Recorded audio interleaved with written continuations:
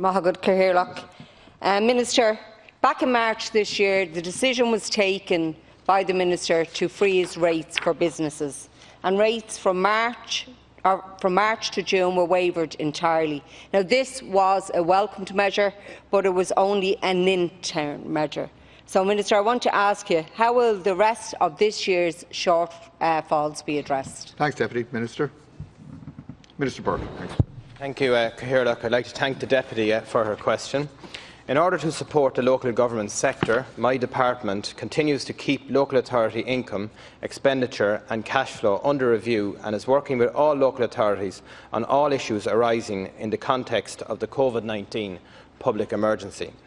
While the County and City Management Association has estimated the loss of non-rates income for 2020 to be in the region of €91 million, it is not possible to accurately calculate the loss of income from commercial rates for all of 2020 at this stage, due to the range of payment plans available to ratepayers and a variety of payment patterns from different sectors of ratepayers. As the Deputy will be aware, earlier this year a waiver of commercial rates was announced to all businesses that had to be forced to close due to the public health requirements from the 27th of March 2020 for a 3-month period. I can assure the Deputy that I and my department are absolutely committed to supporting local authorities in every way possible during the COVID-19 public emergency, and I am determined that there will be no loss of staff or services in local authority areas due to loss of income. Against this background, my department has been working with colleagues in the Department of Public Expenditure and Reform on a package of support measures for businesses and local authorities in terms of the treatment of commercial rates out to the end of September, in the context of the July stimulus package. This package will be considered by Government this afternoon, and an announcement will follow shortly. Deputy. Thanks, Minister, for your response. But I too am concerned with the estimated deficit of €90 million, which is predicted by the County and City Management Association. And Minister, you don't need to be told that there's going to be huge holes that need to be plugged if services have to continue effectively and that the councils don't face any staff cuts. Now, Minister, essentially there's 3 strands to funding that is required. That is the funding taken in by rates and the funding taken in by non-rates. And, really importantly, funding for the exceptional COVID-19 related expenses, which I understand is going to be in the region of millions. So, Minister, I'm asking you here, can you make a commitment to addressing that? Minister Burke.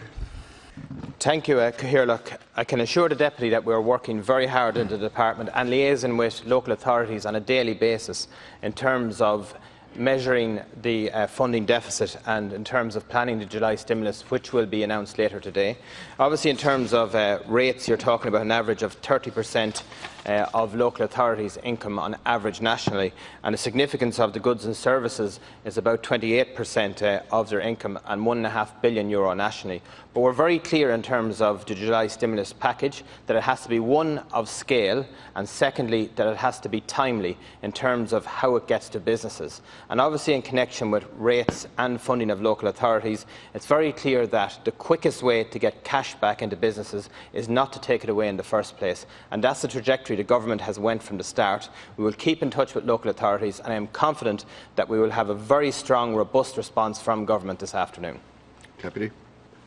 Well, thanks, Minister. But I'm sure that there are city and county managers, along with local councillors from all parties and none, disappointed by your response there, because what they need is absolute certainty. And I want to give you an example of the financial impact COVID-19 has had on Dublin City Council alone. Dublin City Council has a cost of 41 million additional costs due to COVID, and they have a loss of income from non-rates to the sum of 32 million. So I think you agree with me, Minister, this is a really serious situation, because we can't have communities and people across this state who rely heavily on services from the Council, and we have to be making sure that there is no services cut, and I mean that services in our communities and services and staff numbers. So, Minister, this really has to be addressed urgently.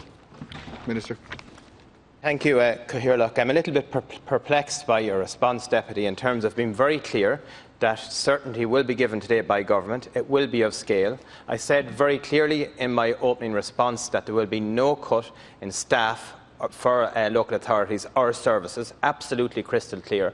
And I also made it very clear that the stimulus package today aimed at the local authority sector will be of scale and will be timely. And I am absolutely 100% clear that the Department is liaising with local authorities to fill this gap and will come back this afternoon with clear certainty in terms of the trajectory through this pandemic, and will provide certainty for all local authorities. And the Government has been at the forefront of supporting businesses throughout this pandemic, and indeed it has been absolutely way and above other jurisdictions. That will continue to be the place, and this, as I said, stimulus package today will be of scale to get our economy going again and support all our small businesses.